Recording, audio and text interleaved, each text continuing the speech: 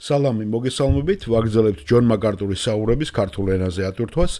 ეს არის ბიბლიური კითხვები და პასუხები. დღეს ვორენ ვრიზბიც გადავთარგმნე, უბრალოდ არ მინდოდა მეჩქარა, უფრო დიდი იყო 45 წუთამდე ალბათ დაიჭერდა და ვერ მოვასწრებდი. ამიტომ ეს კითხვა ჯონ მაკარტურის მინდათ რომ დღეს დამედო თქვენთვის და დანარჩენ სხვალი მოგაწვით ვორენ ვრიზბის მე-20 თავი დაბადების წიგნის მე-20 ნაწილი დაბადების წიგნის მე-18-19 თავები იქნება განხილული. ეს კითხვა დასმული არის ჯონათანის მიერ, რომელსაც ჯონ მაკარტური ეთყობა ახლოს იცნობს და რომელიც აპირებს ქადაგებას პასტორი გამოვიდეს. ჯონ რას ეტყოდით ქრისტიანს, რომელიც თვლის რომ ქადაგება ნიჭია? გამარჯობა ჯონ. მე ჯონათანი ვარ, რამდენიმე წელი რაც თქვენ ქადაგებას უსმენ და გადავწყვეტე პასტორი გავხდე. რატომ? იმიტომ რომ კვირაში მხოლოდ ერთი დღე მინდა ვიმუშაო. და ჯონ მაკარტურს გაეცინება, გასაგებია, არა, უბრალოდ ხუმრობ. და ჯონ მაკარტური ამას რომ ჯონი, ჩემი მეგობარია და ამას დაუსჯელად გადაურჩებაო. ამ ხუმრობას. მადლობა რომ დღეს დილით გაგვიზიარეთ. ის როდესაც იოსო ჯვარზე იყო და კვდებოდა ის მაინც ქადაგებაზე იყო ორიენტირებული და გასოთ ავაზაკიც მოინანიებს ამ დროს. რას ეტყოდით ქრისტიანს, ჯონ, რომელიც თვლის რომ ქადაგება ნიჭია? და ჯონ მაკარტური პასუხობს: დიახ, ქადაგება პირველ რიგში მოვალეობაა და დიდი პასუხისმგებლობა. და ეს ყველა მორწმუნეს ეკუთვნის ეს. არ მგონია რომელიმე ჩვენგან იყოს ამასგან თავისუფალი. ფიქრობ რომ არსებობს მოწოდება, იყო ევანგელისტი. იცით, მოციქულები, წინასწარმეტყველები, პასტორმასწავლებლები, ევანგელისტები. ასე რომ მე ფიქრობ, რომ არსებობს განსაკუთრებული მოწოდება, რომ წავიდეთ იქ, სადაც ქრისტე არ არის ცნობილი, მაგრამ ეს ჩემთვის მისიონარ ეკლესიის დამფუძნებლად მეჩვენება. ვინც მიდის იმ ადგილას, სადაც ქრისტე არ არის მოხსენიებული და იზიდავს ხალხს ქრისტესათვის, აფუძნებს ეკლესიას და ემსახურება მათ. ან გაგებით არსებობს უნიკალური მოწოდება. მაგრამ ყველა ჩვენგანი, ნებისმიერი ქრისტიანი, არის იმ დიდი დავალების სმენელი და შემსრულებელი, რომ წავიდეთ მთელ სოფლიოში და ვიქადაგოთ სახარება. ყველანი ვეკუთვნით მოციქულთა საქმეებში მითითებას და ამ პასუხისმგებლობას.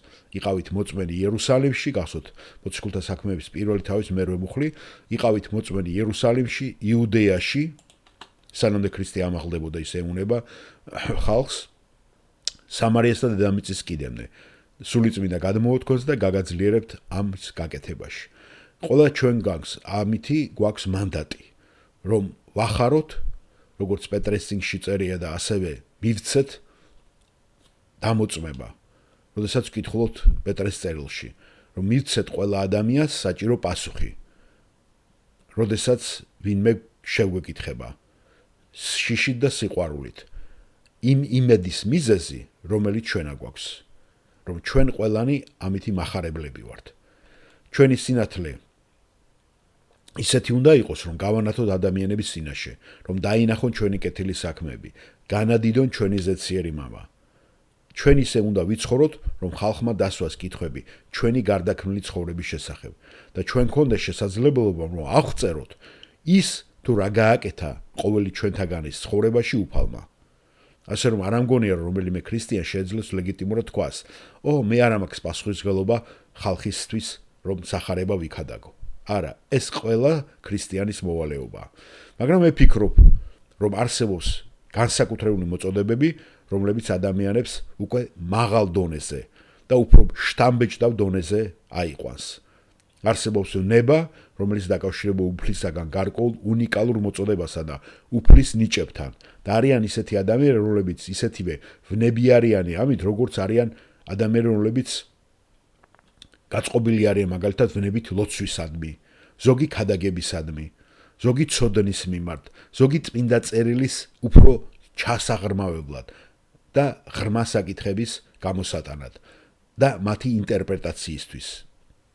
არის განსხვავებული ნიჭები.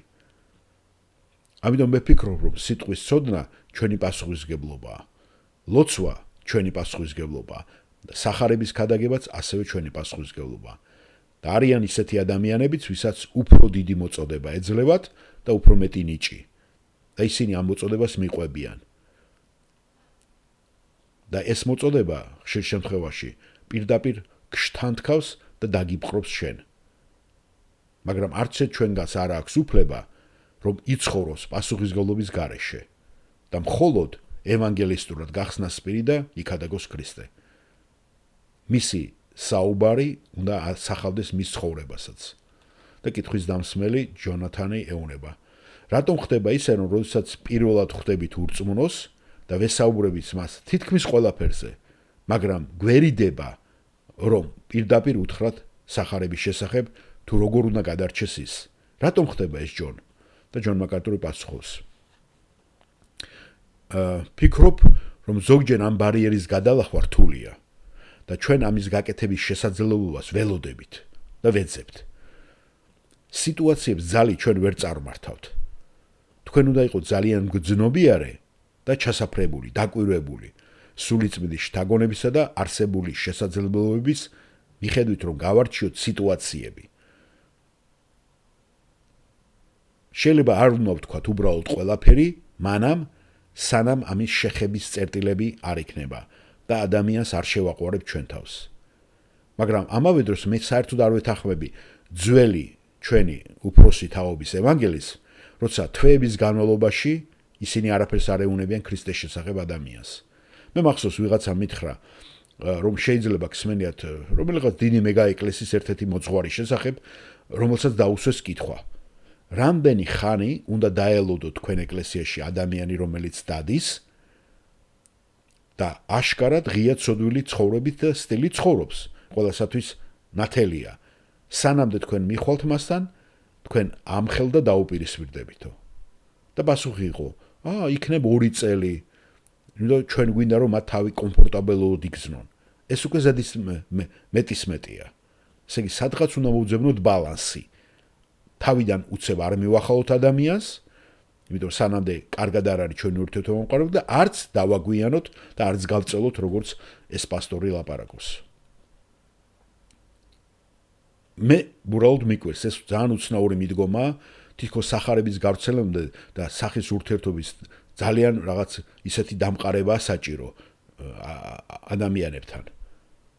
თუ ამაზე პასუხი გჭირდებათ, თქვენ ახსენეთ დღეს დილით ჯვარზე მყოფი ავაზაკის შესახებ. გახსოვთ ხო? ყველაზე უიმედო პირობებში, ყველაზე დაუძლურებულ გარემოებებში. იესო თავის ყველაზე სუსტ მდგომარეობაში, ნახეთ, ქადაგებს და მისი დანდასწრებით ხდება მოქცევა. რადგან ჭეშმარიტება ეს მას არ აქვს დროები და საზღვრები. ამიტომაც ვეუბნებოდი დასაწყისში ფრენკმა, როცა კითხვა დაცვა, შენ ჭეშმარიტება უნდა უთხრა. როდესაც ლაპარაკი იყო მისი ძმის მეუღლეზე. როცა ამის საშუალება გაკეთება მოგეცემა, აღარ უნდა მოგერიდოს. და უფალი ამას გამოიყენებს, როცა შენ ამას დარგავ და როცა საჭიროდ ის ჩათვლის ამას. არ არის საჭირო ადამიანებს ძალიან ველოლიაოთ და ეს რაღაცა ეძებო ძალიან კეთილგანწყობილ დამოკიდებულებას. როცა კარი ღია ამ შესაძლებლობის, თქვენ უნდა შეხვიდეთ და გამოიყენოთ. არ აქვს მნიშვნელობა ეს კარი ღია დარჩება თუ დაკეტავს. და არ აქვს მნიშვნელობა იმას, თუ მათ რა რეაქცია ექნებათ. უბრალოდ შესაძლებლობის მიმართ გრძნობიარედ უნდა ვიყოთ და საჭირო მომენტი ხელიდან არ გაუშვოთ. კარგით? მადლობა ამ კითხვისათვის, ჯონათან.